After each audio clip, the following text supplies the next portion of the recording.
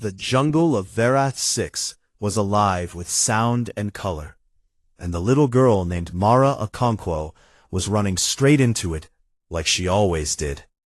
She was 9 years old, with dark brown skin and curious eyes that never stopped looking at everything around her.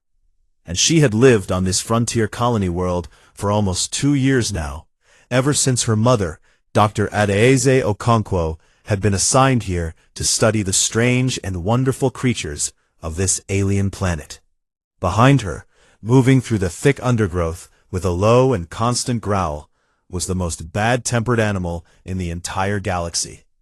His name was Sergeant Brix, and he was a honey badger. But he was not an ordinary honey badger, not anymore, because the scientists back on Earth had changed him and made him smarter and stronger and tougher than any honey badger that had ever lived before him. And they had given him a small metal device on his collar that turned his growls and snarls into words that other people could understand. Right now, those words were not very polite. "Slow down, small one," Brix growled through his vocal synthesizer as he pushed through a tangle of vines. "You run too fast, and you pay no attention, and one day something is going to eat you, and I'm going to have to climb inside its stomach to pull you out." Mara laughed and kept running. This was their life together, and it had been this way since Mara was 6 years old, and the Companion Guard program had matched her with Brix as her bonded protector, because that was what humanity had learned to do when it spread out among the stars and discovered that the galaxy was full of things that wanted to hurt its children. The Companion Guard program was one of humanity's proudest and strangest achievements, born from the simple idea that the best bodyguard for a human child was not a robot or a soldier, but an animal, one of the fierce and loyal creatures that had walked beside humans on Earth for millions of years, enhanced with better brains and stronger bodies, and an unbreakable bond to the child they were assigned to protect. They had tried dogs first, and the dogs were brave and loyal and good, but the scientists wanted something more, something that would not just defend a child, but would attack anything that threatened them with a fury that had no limit, and a body that simply refused to quit, no matter how much damage it took. And so they turned to the honey badger, the most fearless animal on Earth, the creature that fought lions and laughed at cobra venom and dug its way out of any cage ever built. And they made it smarter and tougher and meaner. And then they paired these little monsters with human children and told the galaxy to try its luck. The galaxy had learned to keep its distance. Brix was the perfect example of what the program could produce, a scarred and grizzled veteran who had once bitten through the armored leg of a Corvalli raider, and who treated every shadow and every sound as a personal threat to the small girl he had been assigned to guard. And he loved that girl with a fierce and terrible love that he would never ever admit to out loud. "Brix, look at this," Mara called out, crouching beside a fallen log where a cluster of glowing blue mushrooms pulsed with soft light. "They are so pretty. Do you think they are dangerous?" Brix waddled up beside her and sniffed at the mushrooms with deep suspicion, because Brix treated everything with deep suspicion. "Everything on this planet is dangerous," he grumbled. "Your mother says do not touch things, and you touch everything. You are the worst assignment I have ever had." Mara grinned and scratched him behind the ear, and for just 1 second his growl softened into something that was almost a purr before he caught himself and pulled away with a snarl. "Do not do that where people can see," he snapped. Them both freeze, and in the space between one heartbeat and the next, Brix was in front of Mara with his fur bristling and his teeth bared, and a sound coming from his throat that was less like a growl and more like a promise of violence. A small winged creature about the size of a butterfly floated out of the bushes on shimmering purple wings. Brix stared at it for a long moment, and then turned away with a disgusted snort. "I hate this planet," he muttered. That evening, they walked back to the colony together, the small girl and her small furious shadow, and they found the settlement buzzing with unusual activity because a Galactic Concord trade delegation had arrived that afternoon, and the whole colony was preparing to receive them. Dr. Okonkwo met them at the gate with a stern look on her face. "Mara, you were in the jungle again," she said in that voice that was not a question. "Brix was with me," Mara said quickly. "Brix bites things," Mother replied. "Only things that deserve it," Brix said, which did not help. Dr. Okonkwo knelt down and looked at both of them very seriously, and told them that 3 alien species had sent representatives to the colony, and that everyone needed to be on their best behavior. And she looked directly at Brix when she said this. "Do not bite any diplomats," she said firmly. Brix said nothing, which was not the same as agreeing. The delegation had set up in the colony's main hall, and Mara watched them from behind a doorway with wide eyes, because she had never seen so many different aliens in one place before. There were the Corvalli, tall insect-like creatures with clicking mandibles and many arms, who seemed to be always counting something. And there was a single Telleri, an ancient being that looked like a walking tree with deep, slow eyes that seemed to hold the memory of 1,000 centuries. And then there were the Vreth, and scaled and cold, with eyes like yellow glass that moved slowly and saw everything. And they were the ones that made Brix press closer to Mara's leg with his fur standing on end, because Brix could smell something that no one else in the room could smell. He could smell the intent of a predator, a Vreth leader, a tall creature who introduced himself as Vrekin Shar, smiled at the human children in the colony with a smile that showed too many teeth. And he asked questions about them that made Dr. Okonkwo uncomfortable. Questions about how far they wandered, and how many there were, and how they were protected. No one noticed the way his yellow eyes lingered on Mara. But Brix noticed, and Brix remembered. That night, Mara could not sleep, because the jungle outside her window was filled with bioluminescent creatures that painted the darkness in rivers of living light, and she crept out of the colony's residential building with the quiet confidence of a child who believed the world was safe because she had never been shown otherwise. Brix followed her as he always did, grumbling about the cold and the bugs and the general stupidity of small humans who did not sleep when they were supposed to. They did not see the figures watching from the shadows of the tree line, the tall scaled shapes with yellow eyes that tracked the small girl the way a predator tracks prey. A signal was sent in the darkness, tight and encrypted, and aimed at a ship hidden behind the planet's second moon. "The specimen is viable," the message read. "Begin acquisition." And in the beautiful glowing jungle of Verath 6, Mara Okonkwo laughed at the lights, while her honey badger stood guard beside her, not knowing that by tomorrow her whole world would be torn apart. The morning came bright and warm to Verath 6, and the colony was busy with the sounds of preparation, as the human settlers got ready to give the alien delegation a full tour of their little outpost on the edge of known space. Mara stood beside her mother and tried very hard to look interested as Vrekin Shar and the other Vreth walked through the research labs and the agricultural domes and the power stations, asking polite questions in their cold, smooth voices, while their yellow eyes drifted again and again to the children who played in the open spaces between the buildings. Dr. Okonkwo walked beside the delegation and answered their questions with the careful friendliness of a scientist who wanted to make a good impression. But something sat wrong in her stomach that she could not name. A feeling that the Vreth were not really interested in soil samples or energy grids, but in something else entirely. Brix walked 3 steps behind Mara at all times, and never took his eyes off the surroundings. His one good eye off the Vreth, his low growl so constant that it had become like background noise, and when Vrekin Shar leaned down to speak to Mara with that wide, toothy smile, Brix stepped between them so fast that the Vreth leader actually flinched. "Personal space," Brix growled up at the towering alien. "Learn it." Shar looked down at the small bristling animal with something between amusement and contempt, and said to Dr. Okonkwo that humans had very interesting pets, and Brix's growl dropped to a frequency that made the ground vibrate.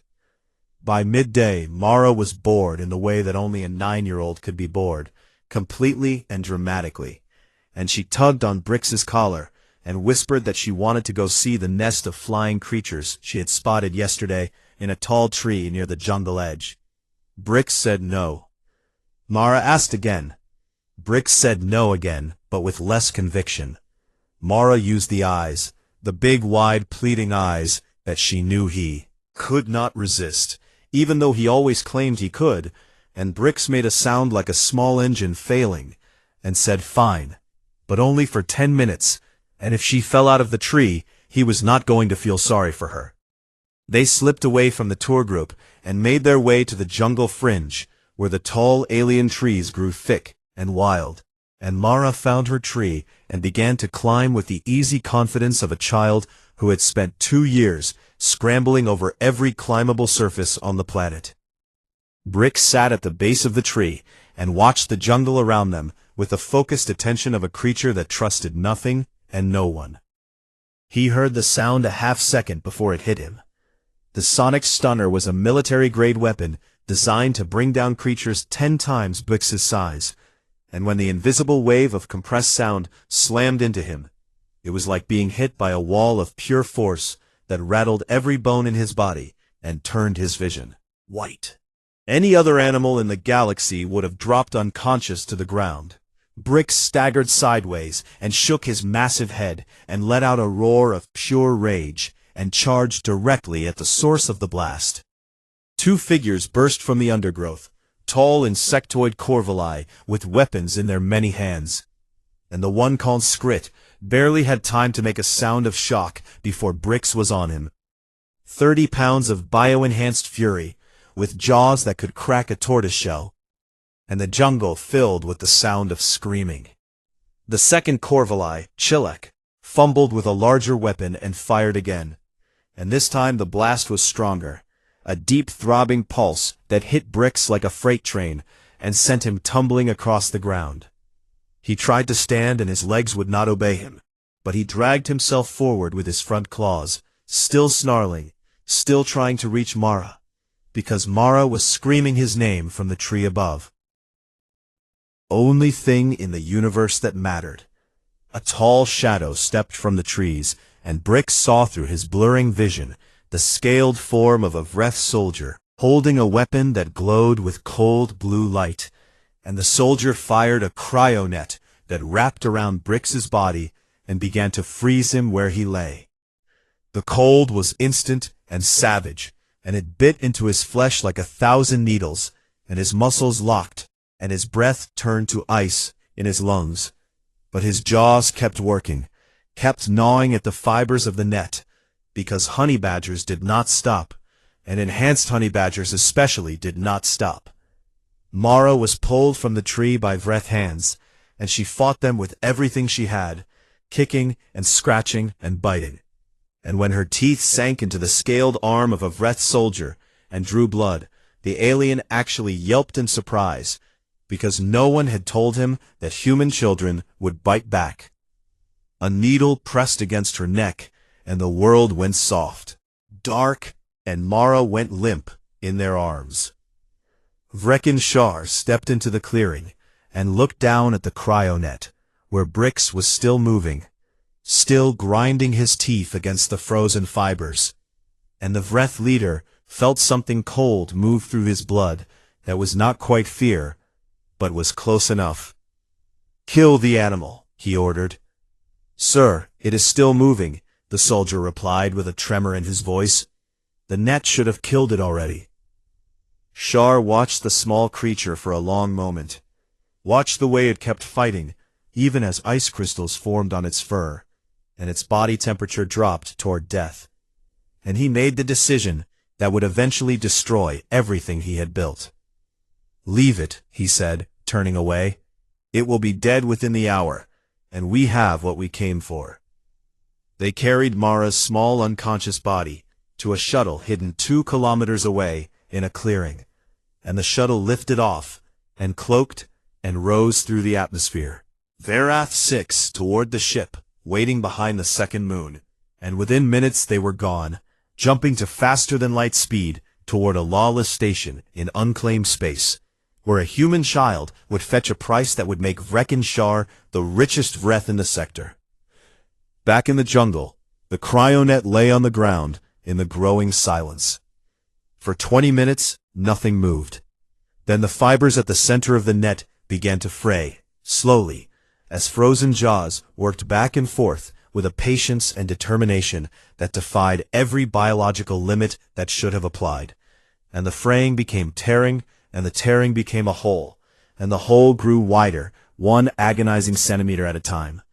It took Brix 2 hours to chew his way free. He emerged from the ruined net, covered in blood and frost, his fur matted and torn, his left eye swollen shut from the cryo damage, his body shaking with a cold that went all the way to his bones, and he lay on the jungle floor, breathing in ragged gasps, while the world spun around him. Then he stood up. It was not easy, and it was not graceful, and he fell twice before his legs held, but he stood up, because Mara was gone, and standing up was the first step toward getting her back. He followed her scent through the jungle, to the clearing where the shuttle had been, and there the trail ended in scorched earth and the fading smell of engine fuel, and Brix stood there, looking up at the sky where they had taken his girl, and he felt something build inside him that was bigger than rage, bigger than pain, bigger than the survival instinct that told him to lie down and heal. It was a promise. He turned and limped back toward the colony, leaving a trail of blood on the alien leaves behind him. And when he staggered through the colony gates, the people who saw him gasped, and Dr. Okonkwo ran to him and fell to her knees, and he could see in her eyes that she already knew something terrible had happened. Pull, his vocal synthesizer was damaged, and it crackled and sparked when he activated it. But the words came through clear enough. They took her. Dr. Okonkwo's face crumbled, and she pressed her hands to her mouth, and tears ran down her cheeks. And Brix stood there swaying on his feet and bleeding on the ground, and he waited until she looked at him again. "I am getting her back," he said, and the way he said it was not a hope or a wish or a plan. It was a fact, as certain and unchangeable as gravity, and anyone who looked into that one remaining eye could see that this broken, bleeding animal meant every word, and that he would walk through fire and vacuum and the armies of every species in the galaxy to make it true. The distress signal from Verath 6 reached Captain Rena Vasquez aboard the light frigate Defiance at 1100 hours. And by 1101, she was already changing course. Vasquez was a tall woman with short gray hair, and eyes that had seen too many bad things to be surprised by anything anymore. But when she read the report, her hands tightened on the edge of her command console until her knuckles turned white. A child had been taken. A 9-year-old girl, abducted by the Vreth delegation under diplomatic cover, snatched from a frontier colony, and carried off to be sold like cargo at some black market auction. And every person on the bridge of the Defiance went quiet when they heard this, because there were certain things that humans did not tolerate, and this was the very top of that list. "Set course for Verath 6, maximum speed," Vasquez said, in a voice that was perfectly calm and perfectly terrifying. "We will be there in 4 hours. Arrived in 3, because the engine crew pushed the drives past their safety limits, without being asked. On the ground, Vasquez met with Dr. Okonkwo and the colony's small security team, and got the full picture, and it was worse than the report had suggested, because the Vreth had not just taken a child, they had done it while hiding behind the flag of diplomacy, smiling and shaking hands, and asking friendly questions, while their operatives set up the ambush in the jungle. The colony's scans had tracked the Vreth shuttle to a ship behind the moon, but the ship had jumped to faster than light before anyone could respond, and now Mara could be anywhere in a galaxy that was very, very large. That was when the Telleri observer came forward. Its name was On Sevit, and it was ancient even by the standards of its own long-lived species. A being that looked like a walking tree with bark-like skin and deep green eyes that moved with the slow patience of centuries, had been part of the delegation but had taken no part in the Vreth's crime.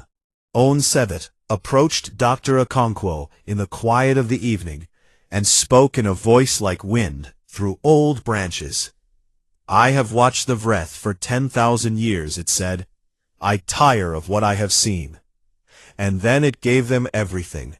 The Vreth shuttle's engine signature, the hyperspace trajectory it had followed, and the most likely destination, a lawless space station called Gorak Station in unclaimed territory, where the Crimson Fang Syndicate operated its slaving operations openly and without fear, because the Galactic Concord had no jurisdiction there. "Why are you helping us?" Vasquez asked.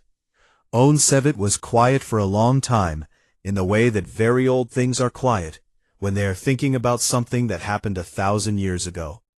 "Because I have seen what the Vreth do to the young of other species," it finally said. "And because I saw the way your small animal fought for the child, and I believe that any species that inspires that kind of loyalty in another creature deserves better than what the Vreth have planned." Vasquez thanked the Telleri and turned to face a problem that she already knew the answer to and did not like. The Defiance was a light frigate, fast and well-armed for its size, but small, with a crew of 60, and enough firepower to handle pirates and border skirmishes, but not enough to take on a fortified station full of slavers and criminals and Vreth warships. A full military response from the nearest human fleet would take 3 weeks to assemble and deploy, and in 3 weeks, Mara would be sold and gone, vanished into the vast dark machinery of the galactic slave trade, where people disappeared and were never found again. 3 weeks was not acceptable. Vasquez looked at her officers and said they were going in alone. A surgical strike, fast and violent. Get the child and get out. Station could organize a real defense. And she said it like it was a simple thing, even though every person in the room knew it was close to suicide. Nobody argued, because nobody wanted to be the person who said they should wait while a little girl was sold to the highest bidder. And then there was the matter of Brix. The honey badger had been in the colony's medical bay for the past several hours, being treated for hypothermia and cryoburns and deep tissue damage and a dozen other injuries that the medic said should have killed him twice over. And the medic also said that Brix had bitten her 3 times during treatment and had tried to leave the medical bay 6 times and had to be physically restrained, which was like trying to restrain a very angry boulder. When Vasquez went to the medical bay to assess the situation, she found Brix already on his feet, limping badly, one eye still swollen shut, patches of his fur burned away to reveal raw pink skin underneath. And despite all of this, he was trying to force his way past the medic and through the door. "Sergeant Brix," Vasquez said firmly, "you are in no condition to—" "She is my charge," Brix said through his damaged synthesizer, and his voice was raw and broken and full of something that made Vasquez stop talking. "She is mine to protect, and I failed, and I will not fail again, and you can either take me with you, or I will find my own way there, but I am going." Vasquez looked at the small, battered creature standing in front of her on shaking legs, and she saw in his one remaining eye a determination so absolute and so unbreakable that arguing with it would have been like arguing with the rotation of a planet. "Get him on the ship," she told the medic. Brix walked aboard the Defiance under his own power, because he refused to be carried, and he made his way to the cargo hold and sat down in a corner, and began the process of healing with the frightening speed that the Companion Guard Program's enhancements made possible. The crew of the Defiance gave him a wide berth, because the sound that came from that corner of the cargo hold was a low, continuous growl that never stopped. Not when he slept, not when he ate, not ever. The sound of an animal that was holding its rage like a weapon and sharpening it with every passing hour. During the transit, Vasquez briefed her team on the plan, and it was thin and desperate, and relied on speed and surprise, and the hope that a station full of criminals would be too disorganized to mount a fast defense. And she told her Marines that they would be outnumbered and outgunned, and that the only advantage they had was that no one at Gorek Station would expect anyone to be crazy enough to attack it with a single frigate. "Humans are crazy," one of the Marines said. "That is the advantage," Vasquez agreed. Meanwhile, far away on Gorek Station, in a cold metal room that smelled like rust and fear, Mara Okonkwo woke up in a cage. She was groggy from the sedative, and her wrists hurt where the metal bars pressed against them, and for a terrible long moment she did not know where she was. And then memory came rushing back like cold water, and she remembered the jungle, and the weapons, and the hands that grabbed her, and the last thing she had seen before darkness took her, which was bricks, frozen and bleeding and still fighting on the ground.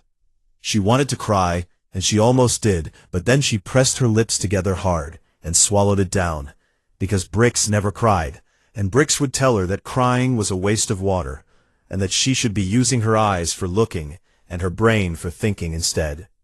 So she looked, and she thought.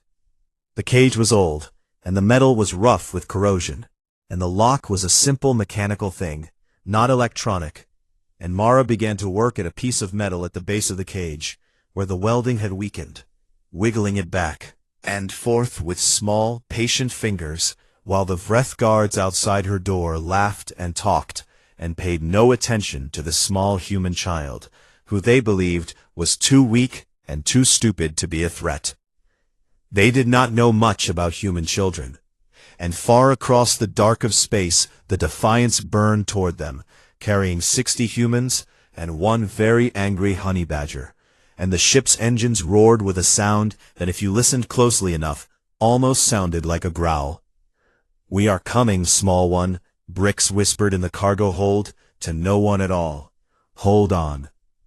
The stars blurred and streaked past the windows, and the distance between the hunter and the hunted grew smaller with every passing second. And somewhere in the machinery of the universe, the roles were reversing, because the predators who had stolen a child were about to learn that they were not the most dangerous things in the galaxy. Gorek Station hung in the darkness of unclaimed space like a metal tumor, a massive, ugly structure bolted together from the corpses of old ships and abandoned platforms. And it was the kind of place where laws went to die, and where the worst creatures in the galaxy came to do business without anyone asking uncomfortable questions.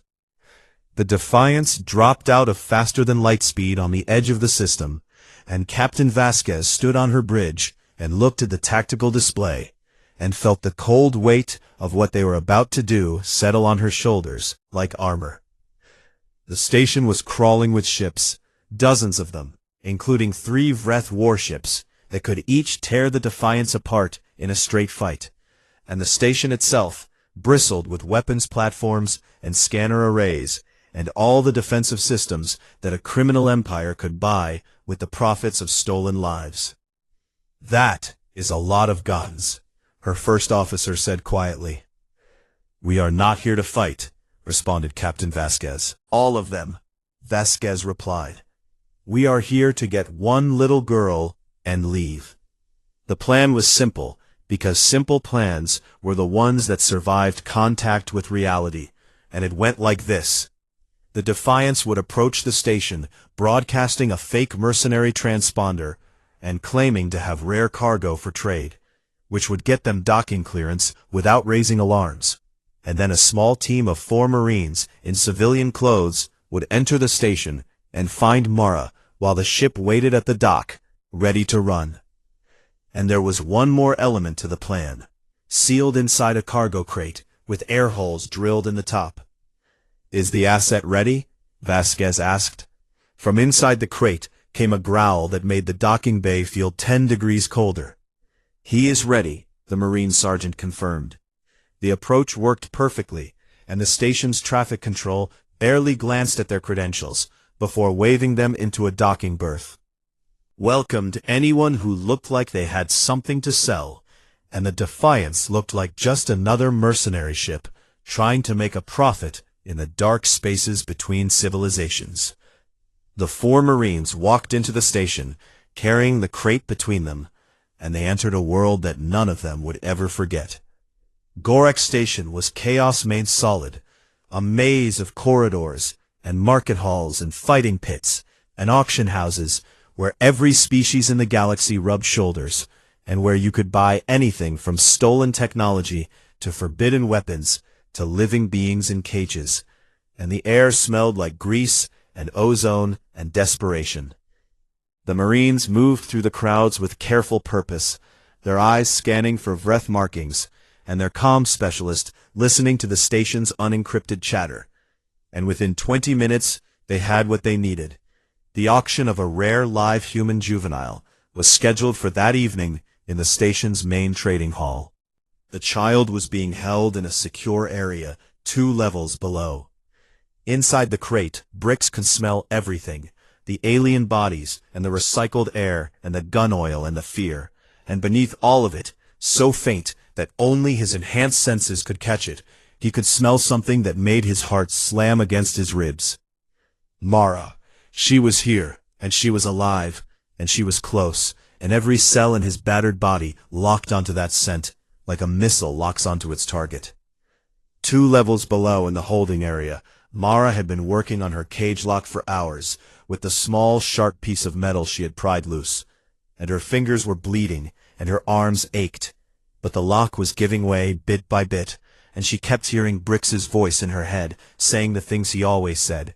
Stay low, stay sharp, do not be stupid. She did not know if Brix was alive. She refused to believe he was not. The Marines reached the level above the holding area, and prepared to wait for the auction to begin, when security would shift to crowd control, and the path to Mara would be thinner. But the galaxy had other plans, because a Corvali merchant in the corridor looked at one of the Marines for too long, and then looked again, and then reached for an alarm panel on the wall. The Marine grabbed the Corvali's arm, but it was too late, because the alien had already triggered the alert with one of its other 4 arms. And suddenly, the corridor was filled with flashing lights and the shriek of alarms, and every criminal and guard on the station reached for a weapon at the same time. Contact, the Marine sergeant said into his comm with a calmness that did not match the situation. We are burned, going loud. Vasquez's voice came back instantly. Get the child. We will cover you from outside. The Defiance came alive, its weapons spinning up and firing at the station's external gun emplacements with precise, devastating bursts that blew holes in the station's defenses and sent shockwaves rolling through the corridors. And Gorek Station erupted into pandemonium as explosions rocked the outer hull and every alarm in the structure screamed at once. In the chaos, the Marines popped the locks on the cargo crate, and Brix came out. He hit the deck running, and he did not stop. The Marines had planned to escort him to the holding area, but Brix did not need an escort, because he had Mara's scent, and Mara's scent was the only map he would ever need, and he tore through the corridors of Gorek Station like a creature from a nightmare, low to the ground and fast and utterly silent until the moment he was not. The first Vreth guard who tried to stop him did not even see him coming, because Brix was small, barely reaching the knee of most alien species, and the guard was looking for threats at eye level when something hit him in the ankle like a steel trap and dragged him down and went for his throat with a savagery. Turned the corridor into a screaming mess. 2 more guards came running, and Brix took a plasma bolt along his flank that burned through fur and skin and scorched the muscle beneath. And he did not slow down. He did not flinch. He just changed direction and hit the first guard low and bit through the tendons in the alien's leg, and was already moving to the second before the first one finished falling.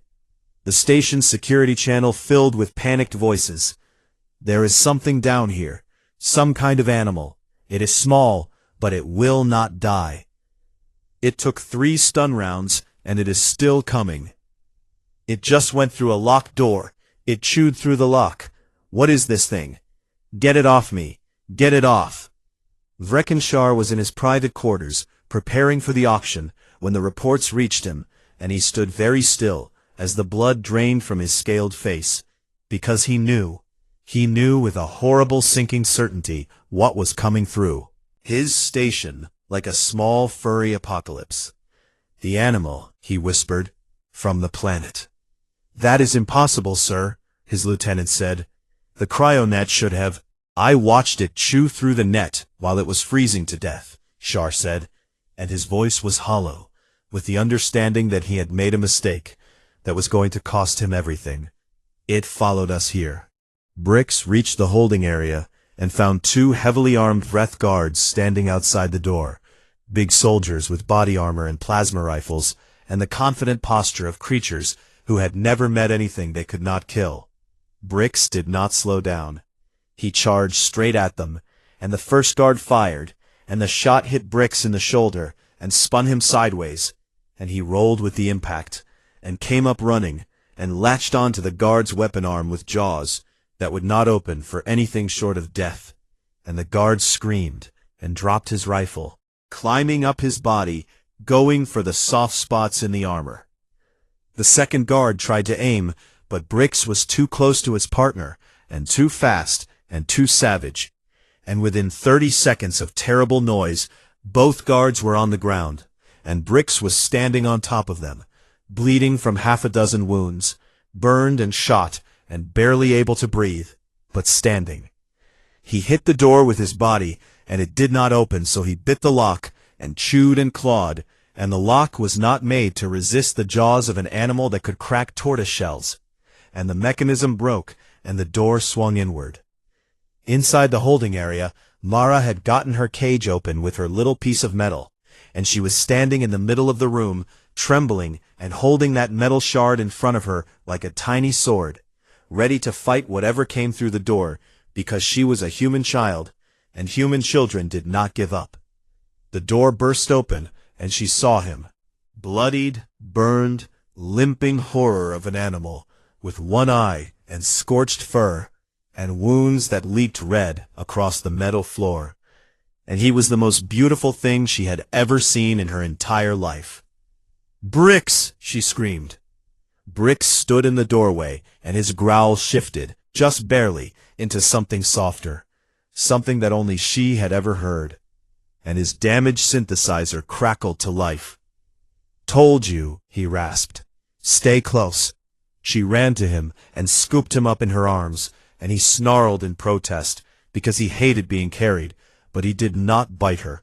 He never bit her, and she held him against her chest, and felt his heart beating, fast and fierce, against her own.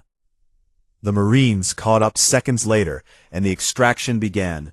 4 soldiers, and 1 girl, and 1 unkillable animal, running through the burning corridors of Gorek Station, toward the docks, where the Defiance waited, with its engines hot. But as they rounded the final corner to the docking bay, Vrekenshar was there, blocking the path with a full squad of armed soldiers, his yellow eyes wild with desperation, because if he lost this child, the Syndicate would kill him slower than anything Brix could manage. He raised his weapon and pointed it at Mara. Brix dropped from her arms. He put himself between the child and the gun, a small, bloody, broken thing that should have been dead 10 times over, and he looked up at the Vreth who towered above him, and his one remaining eye burned with a fire that had no mercy, and no limit, and no end. His synthesizer growled one word: try. The corridor was silent, except for the hum of the station's dying systems, and the low, steady growl of a honey badger who had already walked through hell once today, and was ready to do it again. Vrekenshar stood at the far end of the hallway, with 12 armed soldiers behind him, and a plasma pistol in his scaled hand. And the weapon was aimed at the small human girl, who stood behind an animal that was barely the size of his boot, And for a reason he could not fully explain, the tall, powerful Vreth leader did not pull the trigger.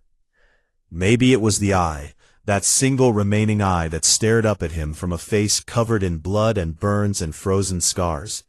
An eye that held no fear at all, not even a trace, just a pure and absolute promise that whatever happened next was going to be the worst experience of Reckon Shar's life.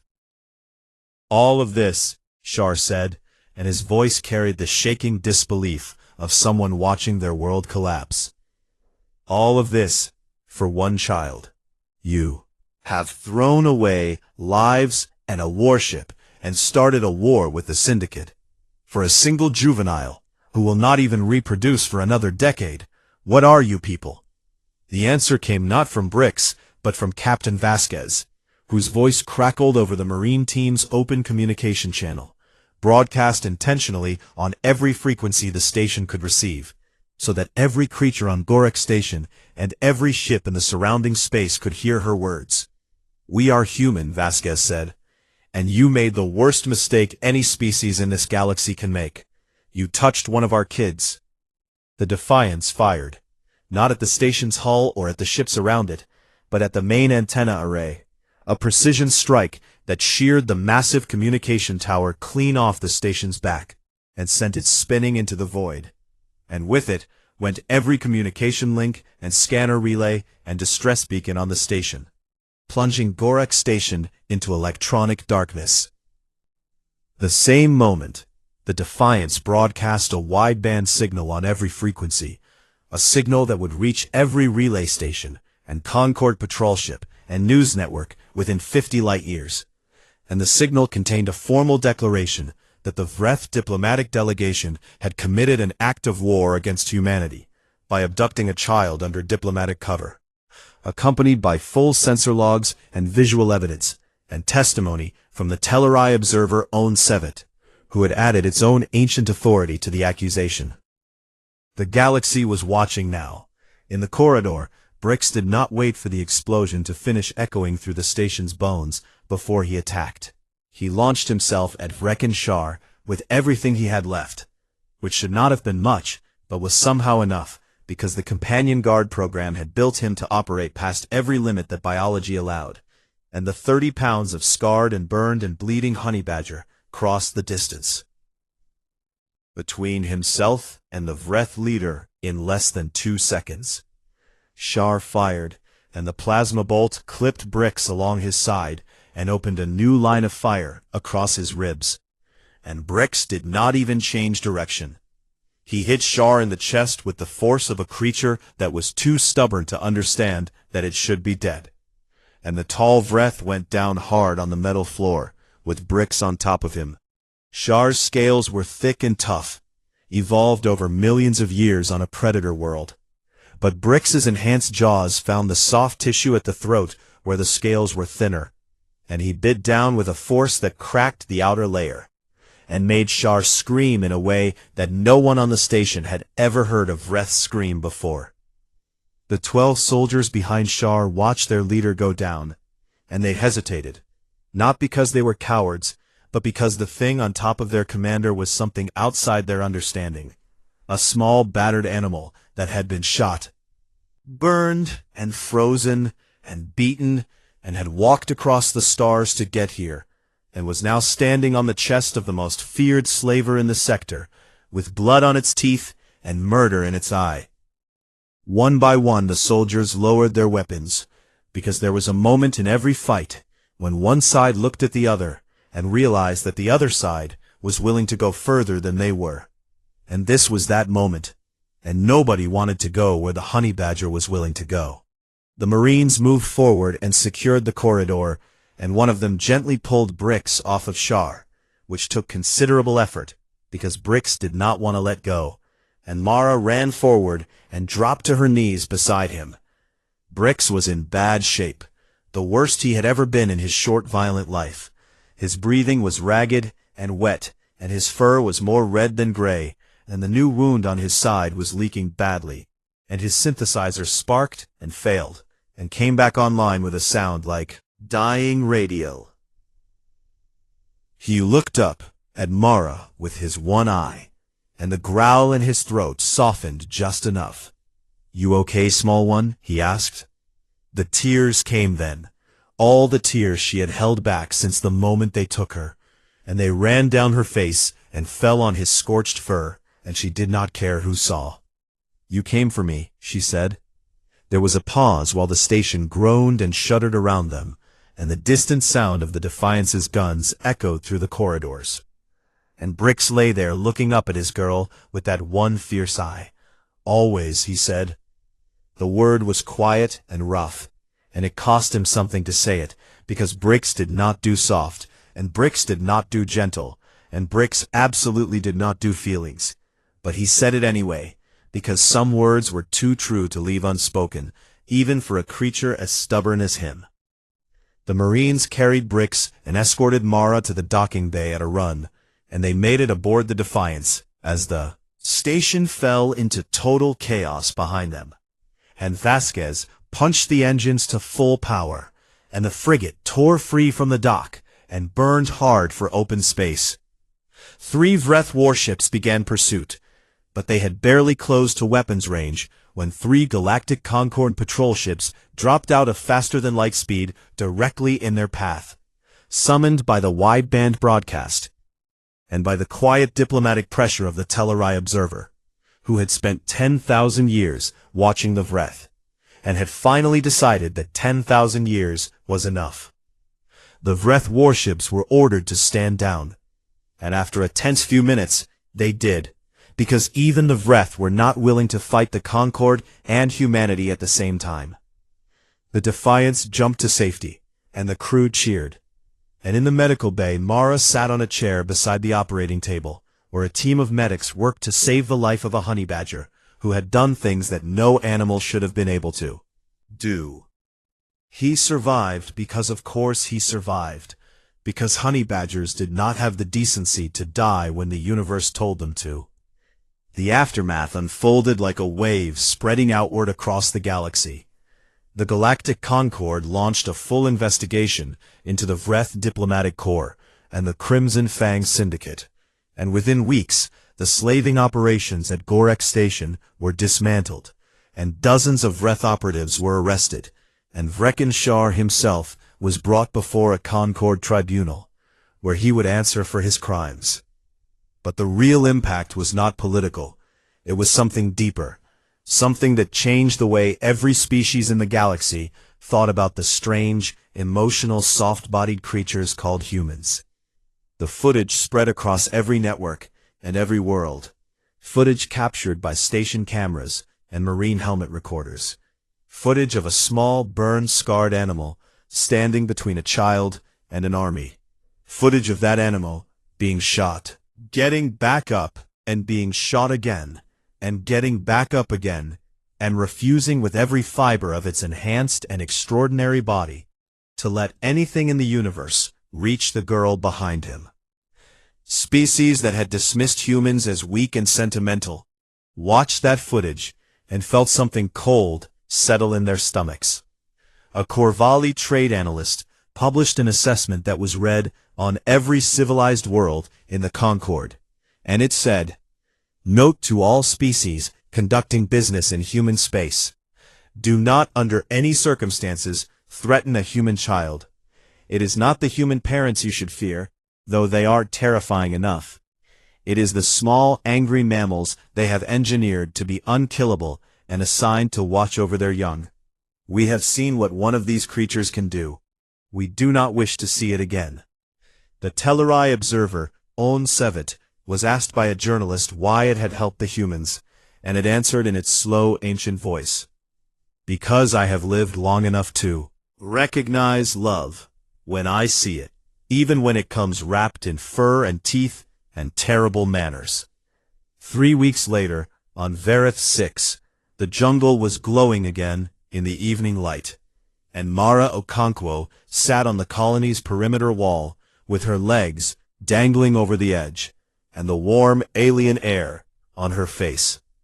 She was different now, quieter, and sometimes at night she woke up in the dark and reached out for something beside her bed before she remembered where she was.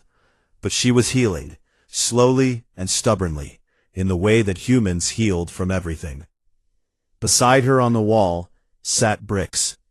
He had spent weeks in the medical bay, and he had bitten every single medic at least twice, and he had tried to escape 14 times, and he now had new scars on top of old scars, and a cybernetic replacement for his ruined eye that glowed faintly red in the darkness, and which he hated with a passion, and he had a permanent limp in his back left leg that he refused to acknowledge. In a terrible mood, which meant everything was normal.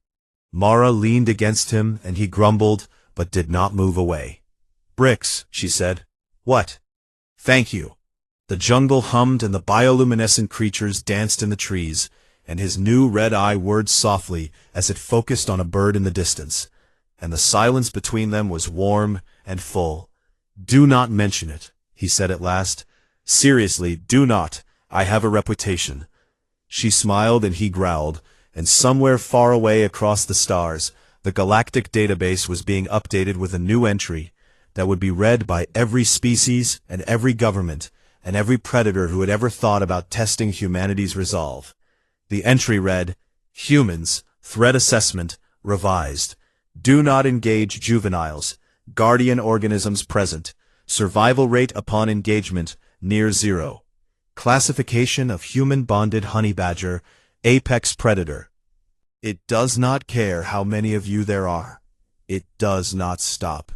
And on a wall on a small colony on the edge of known space, a girl and her honey badger watched the lights in the jungle, and neither of them was afraid, because they had already faced the worst the galaxy could throw at them, and they had come out the other side together, which was the only way they ever intended to come out of anything. Together.